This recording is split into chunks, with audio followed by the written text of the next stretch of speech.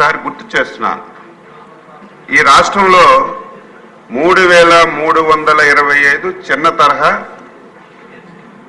సాగునీటి చెరువులు ఉన్నాయి. 23,920 గ్రామ పంచాయతీ చెరువులు ఉన్నాయి.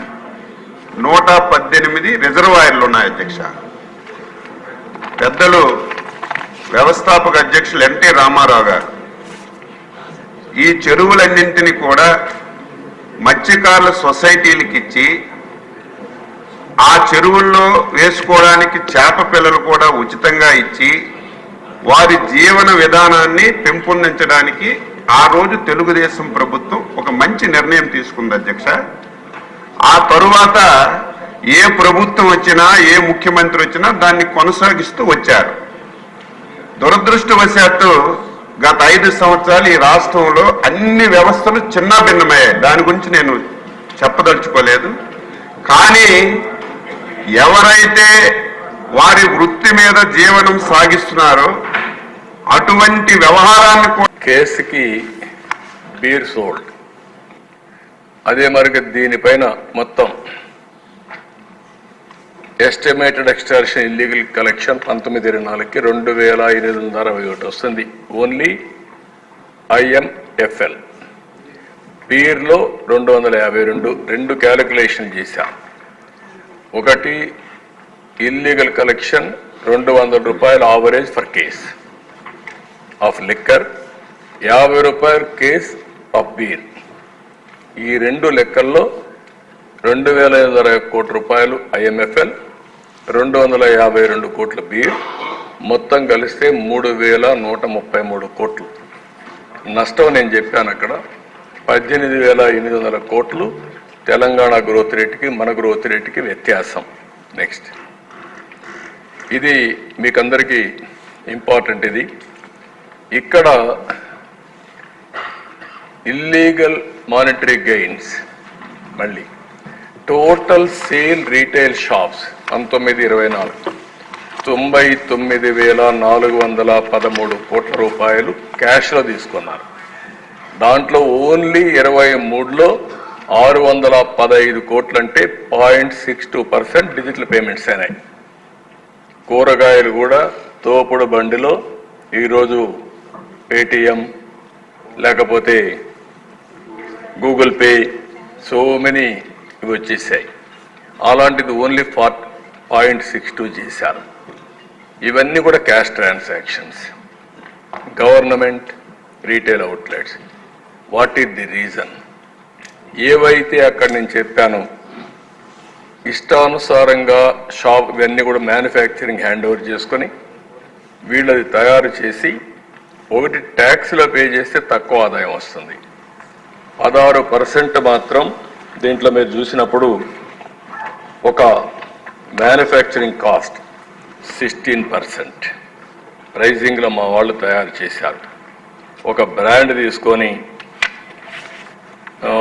TI mansion house, rarest spirit, French brandy, దానిపైన రేట్ క్యాలిక్యులేట్ చేశారు. 220 రూపాయలు అమ్మేదానికి 16% ఖర్చు అవుతుంది. బేసిక్ ఖర్చు డెస్టిలేషన్కి అవి జరిగేది 16%. 84% ట్యాక్సులు కానీ ఎక్సైజ్ కానీ ప్యాకింగ్ మీద కలెక్ట్ చేసుకునేది కానీ వేరియస్ టైప్స్ ఉంటుంది.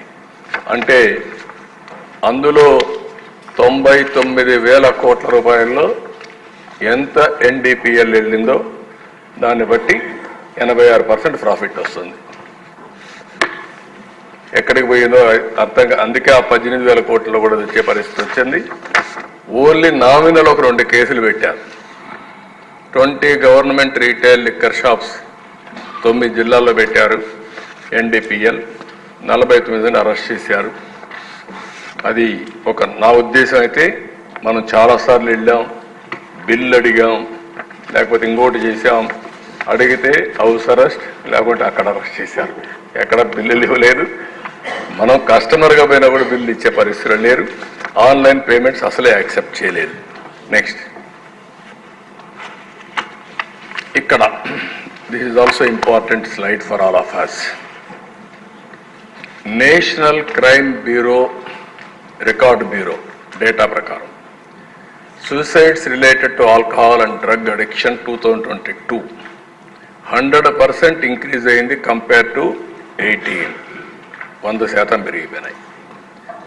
National family health survey 1921, emotional, physical are sexual violence by husbands when drunk often, 76.40% of women, 15 to 49 women suffer అయ్యారు.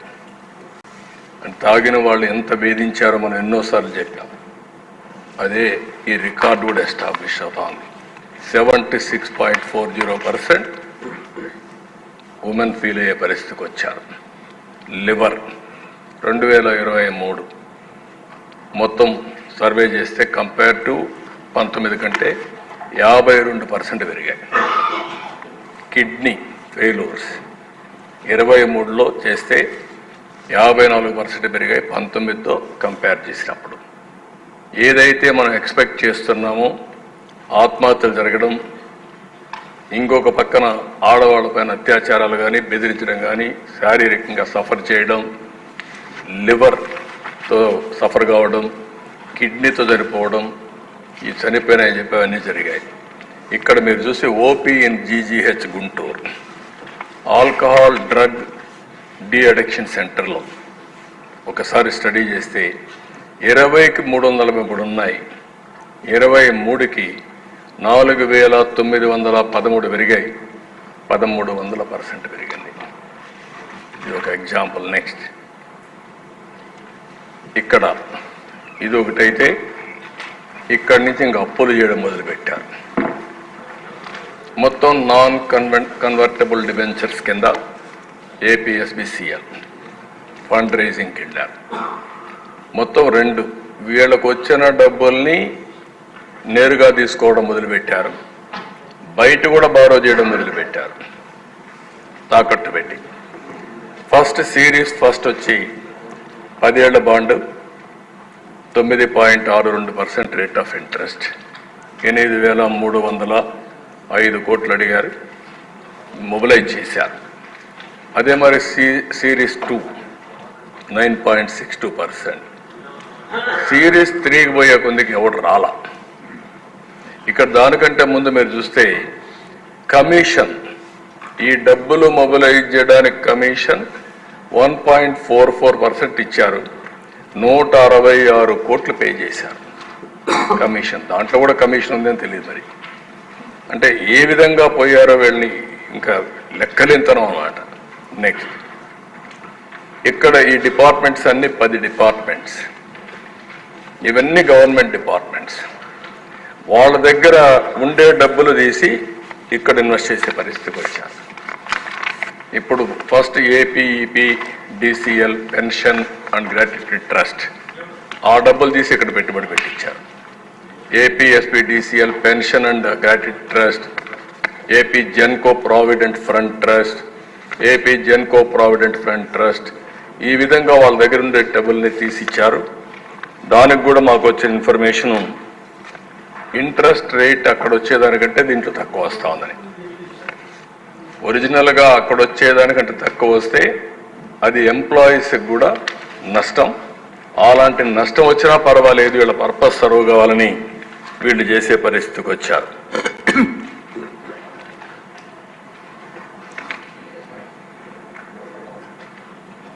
ఇప్పుడు ఉదాహరణకు ఇక్కడ వచ్చినప్పుడు ఏపీ ట్రాన్స్కో, ఏపీ జెన్కో 2,268 కోట్లు ఇక్కడ ఇన్వెస్ట్ చేశారు అట్ ది రేట్ ఆఫ్ 8.5%. అదే వాళ్ళు బయట ఇన్వెస్ట్ చేస్తే బాండ్స్ అవన్నీ కూడా మార్కెట్ బాండ్స్ ఇవన్నీ ఇన్వెస్ట్ చేస్తే 9.62% వస్తుంది. అంటే దగ్గర 1.12% ఎక్కువ ఇంట్రెస్ట్ రేట్ వస్తుంది. బలవంతంగా తీసుకొచ్చి ఇక్కడ పెట్టే పరిస్థితి వచ్చారు. సంవత్సరానికి 25 కోట్ల రూపాయలు నష్టపోతున్నారు వాళ్ళు. ఇక్కడ ఖర్చు పెట్టి ఇక్కడ ఇన్వెస్ట్ చేసి 10 కోట్లు అంటే 10 × 17 25 × 17 250 కోట్ల రూపాయలు ఆ డబ్బులు తీసుకొచ్చి ఇక్కడ పెట్టించి వాళ్ళకు నష్టం చేసే పరిస్థితికి వచ్చారు. నెక్స్ట్ ఇక్కడ ఇది కాకుండా ఇంకొక పక్క మీరు చూస్తే ఫైనాన్స్ డిపార్ట్మెంట్కి జీవో ఇవ్వడం, ఏఆర్ఈటి రెవెన్యూస్ 10 డిపోస్ నుంచి ఎస్క్రో అకౌంట్ ఇచ్చేసారు. ఆ ఎస్క్రో అకౌంట్ నేరుగా డిపార్ట్మెంట్కి వస్తుంది, ప్లస్ 1 డేలో మళ్ళా ఎవరైతే ఇచ్చారో వాళ్ళకి అప్పుకి వెళ్ళిపోతుంది. ఆ ఎస్క్రో అకౌంట్ ఒకటి ఓపెన్ చేశారు. అది కూడా టెక్నికల్ ప్రాబ్లం.